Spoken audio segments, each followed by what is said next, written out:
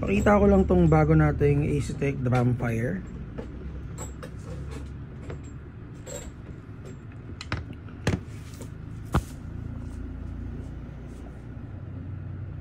Yan, so yung kit is polymer.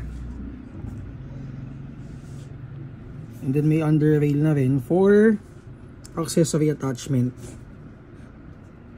And then yung base gun niya is parang Glock 17 or talaga yatang Glock 17. Parang Poseidon, no? Tama ba? So ayan, CSI Poseidon pala, guys.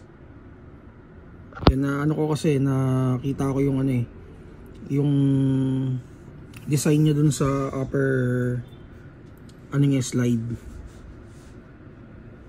Ayan, so meron na ring attachment for scope. And then yung pinaka stock niya is folding. And then naka flat trigger na rin or competition trigger. So yung outer barrel is threaded. Yung kasamang magazine is long mag. Yung box, pakita nga yung box. So pinost namin to last time or last week.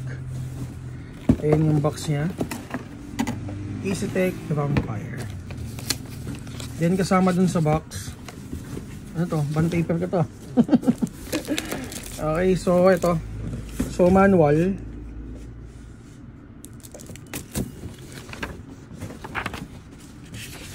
Ayan.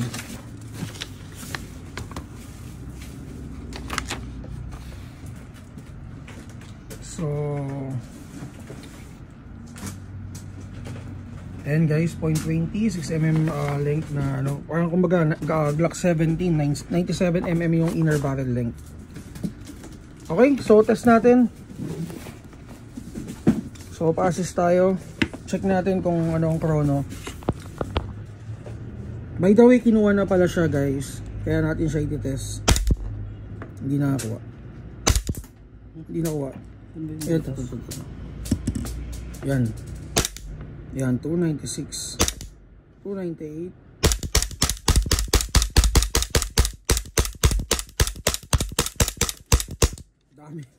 Dami. So, yung magazine niya pala, 50 rounds, kung hindi ko nabanggit kanina.